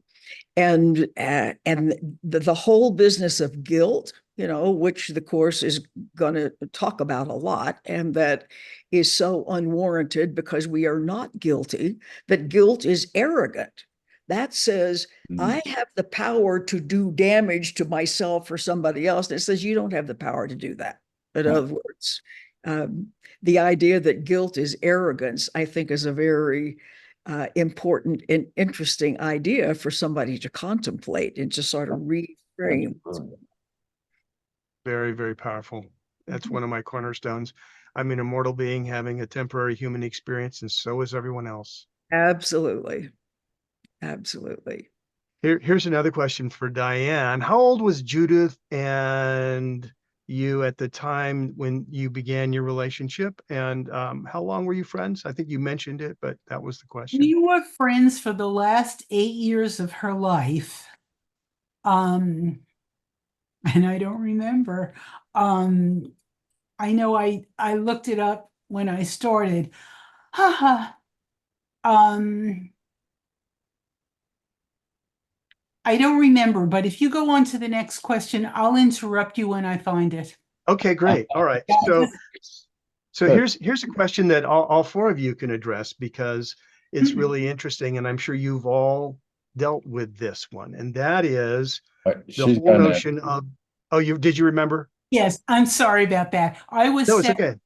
I was 72, Judy was 82. She was just beginning not to be able to walk well, though we did go out for, she did try, but we were not either of us kids. We all are at heart. Mhm. So here's the concept that I think a lot of course students have struggled with. The script is written. And if everything has already happened because we're standing at the end of the time with Holy Spirit looking back and deciding on the course of our lives, etc., how can guidance change life if this script is written? How can we be guided to do something different than the already written script? By finding out what the script is. But go ahead, Diane, David. The script is written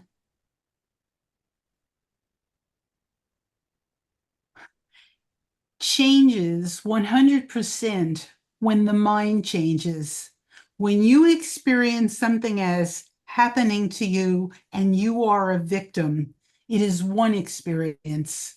When you experience the very same thing happening and you are open to being shown how to experience that differently, there are almost no words to describe how different that very same situation is.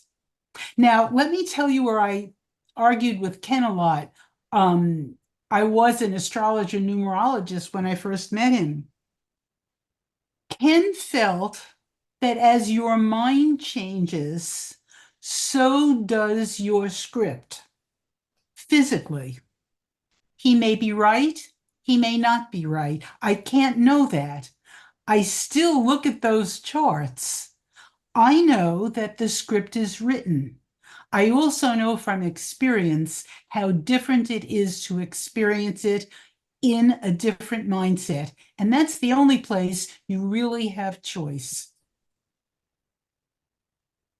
Brilliant.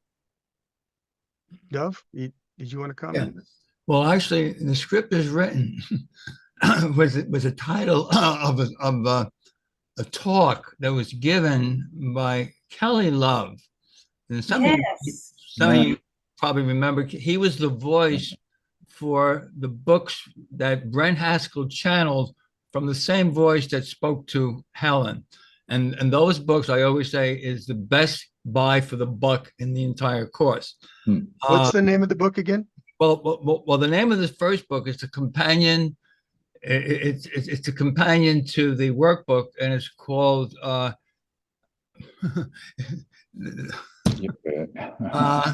Journey Beyond Words. Yes, thank you. JBW, Journey Beyond Words. The other book is the companion to the textbook, and it's called The Other Voice. Now, I listened to these over and over again, and then there were little differences. Like one I always remember in Journey Beyond Words, he says, "Do you know what the secret of salvation is?" I'm saying, "Oh, he's going to say the secret of salvation is I'm doing this to myself." He doesn't say that.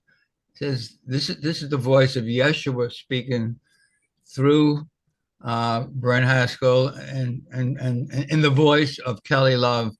And he says, "The secret of salvation is relax your mind, release your thoughts, and let go."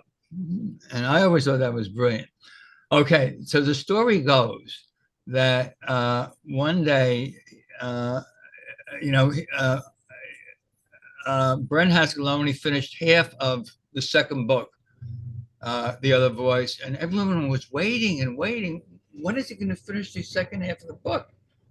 And finally, I asked Kelly Love at one of the conferences, and he says, "Well, he received the message from the voice, and this is what the message said." And I happened to put it as he gave a talk at ACIM Gather way back around, I don't know, 29, 2010. And that whole message is in that link that I put on. I'll put it up here and guess again in case you missed it. But basically, the voice told Brent that all the work that you're doing, all the books that you're writing doesn't really make a difference. Doesn't really make a difference. Everyone's going to do their own thing according to the lessons they came here to learn, and the script is already written. And that's the name of this thing. You can see it.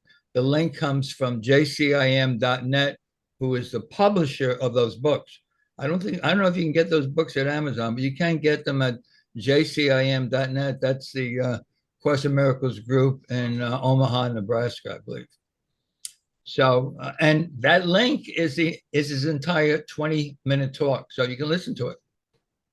John, I would, in terms of the script is written part, I like to think of it as like, well, the script may be written as to when we're going to be born, to what parents, to what circumstances, to what country, or whatever. In other words, that once we're here, so to speak, we then get to decide, as I think you mentioned earlier, it's like how we're going to operate within that script. Right. And I remember because I've been interested in all of this since I was a very, very little girl. Right. I can remember being like 7 years old, and my mother, had moved into some place, and I was playing on the floor, and it was wintertime, and she said, "Oh, honey, you need to get up off the floor." I was playing jacks or something because it's drafty down there and you'll catch cold.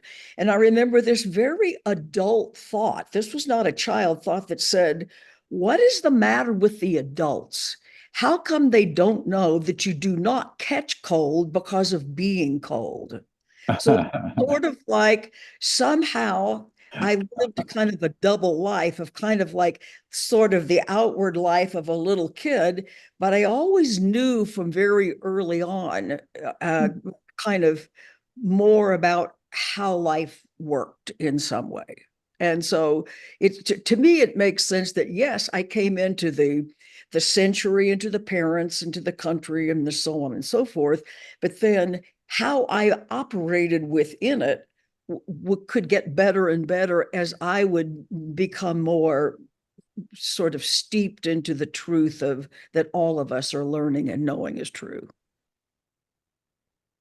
And I would say the advantage to that is if you follow your intuition, which is always going to come from that loving part of yourself, it's like everything is going to continue to work out. It's like, I honestly cannot find at this point one single problem that I have to solve. Hmm. Nothing goes wrong. Nothing is missing. Nothing is a problem. And I think the goal is, if you keep following your intuition, more and more and more, the general quality of your life is going to be, you're going to feel safe. You're going to feel loved. Your intuition kind of says, go here, do this, call this person, do this thing. And what can be easier than that? So it's like we just have to get the blocks out of the way, and then life gets to be as interesting and easy and tranquil as it can possibly be. We're running near to the end of our time. I think it's going to be okay if we go over a little bit, so nobody's going to worry about that. And I noticed that Alan Ishak had his hand up earlier, and I think he had a question. Can we do that? Have him come on? Hi, guys. Well, I actually Bud asked the question about where the course is going, my generational question, because we're looking at the first family, the first generation of the course here. John was one of my first teachers at his Sunday service across from Carnegie Hall. He actually did the service at my father's wedding. Diane was my first teacher in New York in 1985. Carol and I are good friends, and she edited my novel. I don't know Dove well, but I love his kitchen or whatever, wherever he But yeah, I just wanted to ask, because I'm looking and I don't see many young people here. And that's why I asked the question. I know there's no timeline. And in Gary Renard's book, Artin and Persis say that the course is going to be thriving in 1,000 years. So I guess Alan Ishak doesn't have to worry about it. But I just think 1,000 years. Yeah, that's what it says. That's a long ways away. It is, if there is a timeline at all. But what I was going to ask is just since next year is the 50th anniversary, that's why I asked about the next 50 years. But it was a wonderful answer, and I think I can stop being concerned about that. David Hoffmeister's group, Living Miracles community in I guess they're in Utah. He has a lot of young people going there, and that's heartening. But it's kind of like your thing with the churches, John. I'm wondering, where I don't think it's true, the course, but it does seem certainly that organized religion is sort of on its way out, and and I hope it's not true, the course, and I think it's not. But it was such an honor to be here with you guys. I am so thrilled. I just, what a great afternoon. Thank you so much, John. At the conference that I went to in Germany this summer, there were a lot of young people there. And this is Hakim, who wrote it. He's 37 years old. That's great. Okay. And Keith Kavanaugh is 52. So, these are young writers and teachers on the course that are appearing. I mean, that's who I know that are coming up. And I'm very excited about the depth of which these people are taking their studies. Right. But let's keep in mind, there's no evangelism in the course. The course literally comes to you when you're ready for it. And that's a definite. I just see that happening time and time again. So that's what I was talking about, getting in God's way. I mean, getting in the way of doing your own process and search. And if you need it, it will appear for you. Yeah, Dove, I just want to say something to you. I'm down in Greenwich Village, so I'm keeping the tradition going. I'm actually live a few blocks from where Helen and Ken and Bill uptown, but where those guys live. So where your first class was. So that was fun. Very good. Thank you.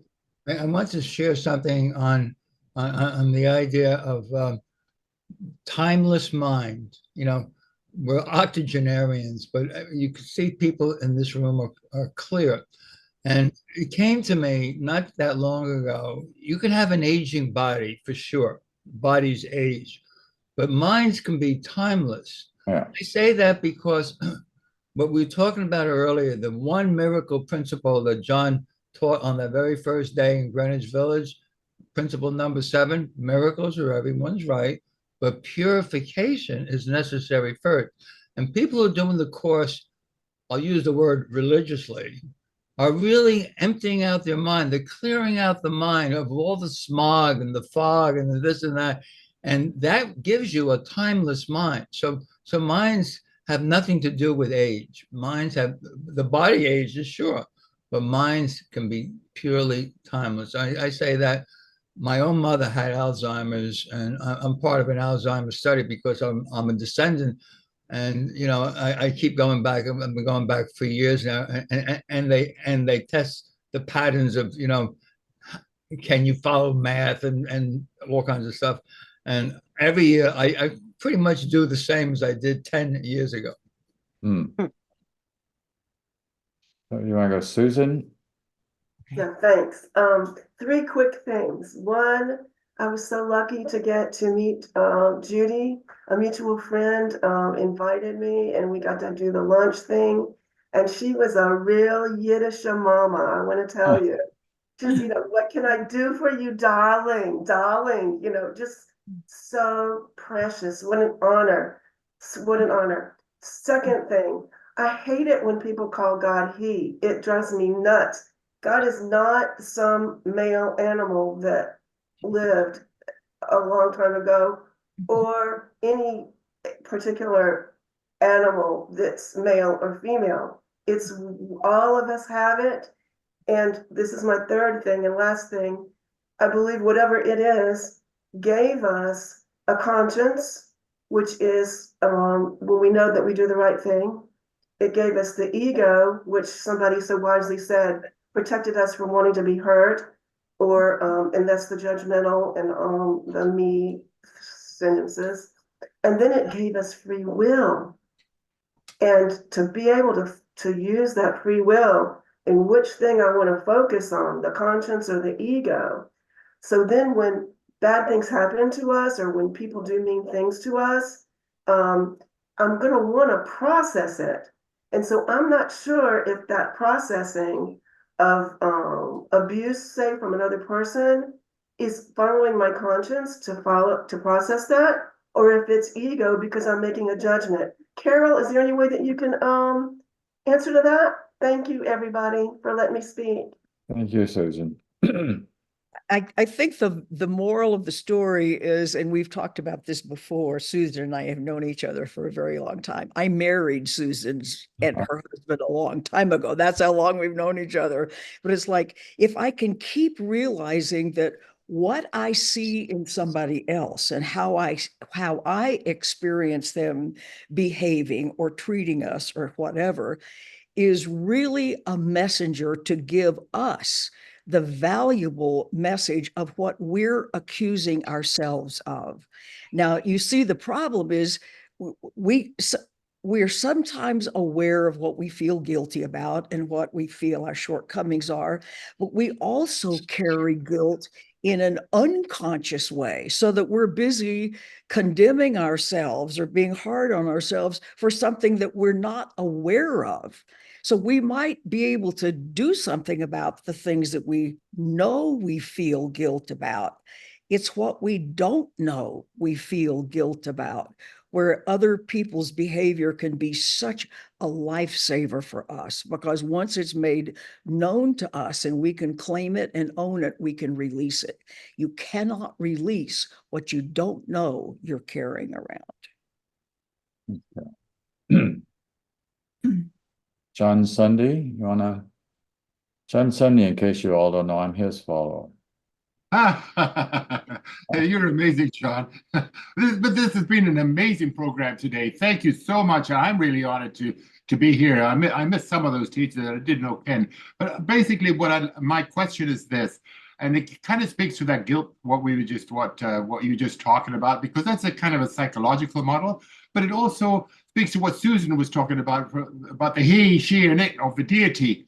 And I'm just wondering if there's a way, some way that we can outframe this teaching and to carry it forward into a marriage of psychology or a marriage of theology that would be acceptable to young people, that could be extended in a different way than a dying model of the church. And I wonder if anyone could comment on that. I think that the course came in as stylized a way as it did, because a lot of these ideas have been strongly resisted by most people. And just so that the ego didn't quickly grasp what was being said and twist it around, shut it down, we needed to think about and process certain ideas, which when I came into the course were revolutionary and are no longer revolutionary in today's world. As far as how the message needs to be changed, I really don't, for me, that's out of my hands. The course as it is written still speaks to me. As I reread it, and I've reread it a lot, it still teaches me in a go deeper way. So for me, it's satisfactory. There will be and have been other forms, and they will speak to many young people for whom these ideas are now much more natural than they were for my generation when I first got it. So I don't worry about that, although somebody else may have the guidance that it needs to be rewritten. Well, I wouldn't say rewritten. I just read it with no evangelism, but extending it in a way that's socially acceptable to a conventional opinion. And I love what you just said, and thank you very much. So that's the only thing I'm questioning, because John is talking about no evangelism, and I couldn't agree more. And but it's got to be extended some way. And I think somebody said about Harper's Magazine has got a big article on it in a current thing, but somehow the message has to be brought forward. I know in the book Journey Without Distance, I don't remember, it may have been Bill who said there was a reason that the course came to two psychologists as opposed to two monks or gurus or something. And going to your question, the world of psychology, psychologists, psychiatrists, and psychotherapists need to integrate this teaching more into their practice. And Ken Wapnick wrote a book, Touching the Heart of God, Psychoanalysis, Psychotherapy, and A Course in Miracles. He wrote two books like that, and he didn't get to finish them before he died. But it would seem like the next step would be for the world of psychiatry and psychology and psychotherapy to adopt some of these principles. And if anyone here knows anyone in those fields, these two books I mean, Ken, he didn't finish the book, but there are two of them.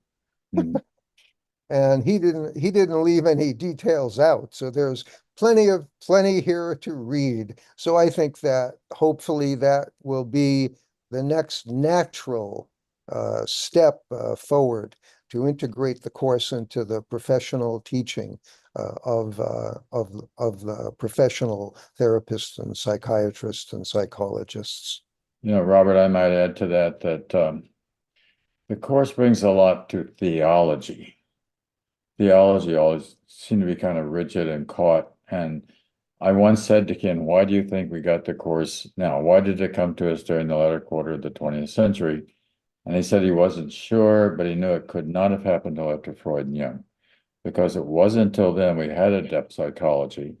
And to understand what's going on in the psyche of mankind at a deeper level is so important. And theology up to that point was still playing around with rules and regulations and creeds and dogmas. And that's just a trap for it to get caught in. So it's a wonderful thing that it did for theology, actually.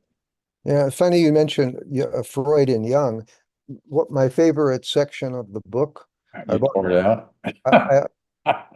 I have two of them. Okay. Carry this one part around with me, and it says from the text. It can include things in the book from the text. Basic conflict, Jung, Rank, and Freud. And the opening sentence is, "It is time to consider the whole world of the unconscious or the unwatched mind. Yes. The unwatched mind is responsible for the whole content of the unconscious." Yes. This is for therapists, for the people of the psychological world. Right. And if you look at the insanity that's going on in the world right now, politically and otherwise, we need to understand a lot more about what's going on that level, because it's being manifest within the context of the world in a not very pleasant way. Wars and political upheaval. If I can just add something to that, one of the main teachings of the course and everything else is we act like, I can just think in private and I can hate somebody or do whatever, and it just doesn't matter. It's my own private business, when nothing could be further from the truth, because the constant flow of the focus of my attention down to the last detail is determining the outer quality of my life. And I look at what's going on in the Middle East, and you've got two groups of people who hate each other and wish the absolute worst for one another. And that hatred is bringing the destruction to them. Yeah. Each one is bringing the destruction to themselves. Sure. And nothing is ever going to be different about any of these kind of conflicts until this basic idea of what's in my mind creates my experience. No one else does. They're the players in the drama, but I'm the one that's creating it. And there's not anything that will ever make that fundamental principle be different. That's simply the way the world works. Let's go to Reverend Mark Johnson, and maybe after this we'll begin to wrap up. Aloha from the Big Island of Hawaii. I have a group, and Susan, I have an answer for you that I heard from within, which is God is an infinite intelligence. We can't really name it. And so I have a lot of young people in my group, and the one thing they keep saying is, especially the women, are saying, why are we calling ourselves the Son of God? They have a problem with that. So I said, how about just being a child of God? Yeah. It has no gender. Right. And the ego's world just keeps on going. My dad at 91 said to me, don't worry about the world going to hell. It's been going to hell since I was a young child. Yeah, right. So I don't worry about that, because I find that ultimately my default is God has a plan and a blueprint, just what he said and what Jesus said in the text. So whenever I get disturbed by political things or that, I just ask the Holy Spirit to take that out of my mind. I don't need it. Forgive it. And so it just disappears, and I just laugh, because I find that Carol's book really helped me, because I was taking it so seriously and so significantly that I had to know. And so now I just laugh at the imagination of human beings, how they create scenarios, situations, and things. It's amusing to me, and it used to be very serious to me. But I just want to say that I'm grateful for John Mundy to bring these incredible people together. I wouldn't miss this. Good. I thought I was the only one doing this in Hawaii, and I am at this point. But I have been sent here, just like Carol. I came here because I had a center where I started the Course in Miracles, and Bill showed up, and I had no idea even who he was. I had no clue. And he just said to me, but his answers always answered every question that everybody had. And there were 40 people at my group on Monday nights. And I just thought, who is this guy? Because he actually knows what it is. And we had a time together that was so precious to me. I didn't realize it at the time, but we sat and talked in my office after the course, and he told me so many things. I thought, wow.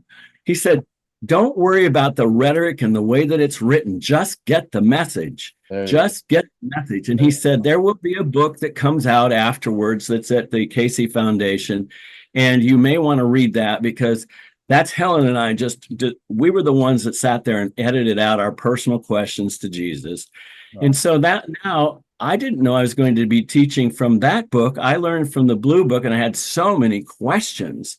And that was, and there's no mistakes, none of it all. They were brought to me by my counseling clients. And I thought, what is this thing? I can't even understand it. I thought I understood everything. So the truth of it is, I had to give up all the thoughts I had, all the schooling I had, to just be the Holy Spirit, listening for the Holy Spirit's voice. Right. And I told the Holy Spirit, you got to turn up the volume. I can't hear too well, so you need to bring it up. So I've developed this thing where we look at an old-fashioned radio and just say, look, turn the knob that's volume up, dial it to WGOD and turn it up. And so it has helped me so much, because I now follow that voice. I'm surrendered totally. And I just go, it's time to just follow the voice, trust the plan. The ego will be creating duality forever. But we don't have to live like we're going to die. Our minds are the ones that dictate our body. So what are you thinking about your body? Are you preparing for your death? I'm preparing for my life forever. Right. The only other thing about the course that I'd like to change is I will do this, and I will try to do this. There is no try, there is no will, there is no future, there's only now, all strung together. And those are the things I change. So when I say I will do this, I just say I am doing this now. And also, there is no, to me, that's just what it is. And I appreciate all of you. And if nobody's told you today that you're loved, I love you. I think it's amazing that you all came together in this amazing thing. Thank you, John Mundy. And thank you, Carol. And thank you, Diane. Thank you, Dove. You guys are just amazing to me, guys. You've answered so many questions that I've had that were peripheral to the Holy Spirit. So I needed that. Thank you so much. Mark, do you have a church there in Hawaii? Or are you independent or? Yes, no, I speak at the Centers for Spiritual Living. I'm at East Hawaii. I'm there now. I've been just like Carol. I've been told you're moving back to the Big Island. I live in Scottsdale half the time, and now I'm like, oh my gosh, I guess I'm moving back there, and it's now developing a house here for miracles and stuff. I just go, okay, whatever, But I have Centers for Spiritual Living is the basis of Ernest Holmes's teaching of science of mind, which the Holy Spirit gave me first. So I had a foundational understanding that my thoughts create my reality. And then the Holy Spirit led me to the Course in Miracles through Terry Cole Whitaker, who was a minister at the time. Right. Anyway, yeah, a matter of fact, I'm talking in about an hour, but you guys have given, I'm really teaching the Course in Miracles. I call myself a hybrid minister because I have both things, and I usually end up with the Course in Miracles with one of the sayings. So that's just me. I think hybrid's always better. Yeah, I think so too. Yeah, but the young people are actually getting there. One comment about this question of sexuality. And then I kind of let it go and then see if anybody else has any wrap up stuff. I think the course was written, by a woman. I mean, taken down by a woman, not written by a woman, but taken down by a woman. And the tradition of the time and what was going on at the time, and will continue, no doubt, for some time. Somebody did change the whole course into the feminine context. Years ago. I remember I wasn't even living here, so more than 30 years ago. She was down south somewhere. It never became popular. I don't know if it got into much of it. I did see a printed edition of it at one point. And also something about the feminine mind, the masculine mind. If you go to workshops, I keep counting, it's about a 70-30%. 70% women, 30% men, right? So what if it had come out in the feminine? Then how many men would have been reading and studying? You know, you're women, you're stronger. You can make the switch. You can make the change, and you can understand that it's a universal. I think we men are more prejudicial in that sense, and it's difficult to make that switch. I'm speaking in a larger format. I hope you understand what I'm saying. But also recognizing our weakness. Ken Wapnick has a thought on this, by the way. If you listen to Ken, and I listen to him every morning at ACM Gather, if you listen to Ken, he says there's only one sentence in this course that's true. Everything else is a concept. And that sentence is a 2-word sentence. Most of you all know it. God is. And then you cease to speak. Now, he says that is if Jesus only said the truth to Helen, that's all he would say, God is, but not too many people would have wanted to read about that. On the other hand, there's a woman named Mandy Sulkin who wrote a book called Isness is Your Only Business. I think I sent a copy to you, John. Yeah, we actually have Mandy's teaching at ACM Gather on Mondays at 10. And if you really look at it, it's God. The word God is simply a noun. It doesn't say anything to you. Isness is a verb. It goes on forever. The isness of the eternal isness goes on forever. We are the isness. So you don't have to use son, child. Those are all words. Those are concepts. The isness, God is truth. Well, thank you, Carol. Thank you, Dove. Thank you, Diane. Thank you all for being present with us today. And hope to see you again at another Sunday with Mundy. And don't forget, if you want a copy of America Magazine, to start getting a free subscription for a year, to let me know about that. And we like to end with a prayer from the course. You probably all know this is the last paragraph in chapter 16. It's on page 350 in the course. Forgive us our illusions, Father, and help us to accept our true relationship with you, in which there are no illusions and where none can ever enter. Our holiness is yours. What can be in us that needs forgiveness when yours is perfect? The sleep of forgetfulness is only the unwillingness to remember your forgiveness and your love. Let us not wander into temptation, for the temptation of the Son of God is not your will. And let us receive only what you have given, and accept but this into the mind, which you created and which you love. Amen. And if you want to go back into gallery view so we can sort of say goodbye to each other with some. Goodbye, and many, many thanks to all of you. Thank you. From the heart.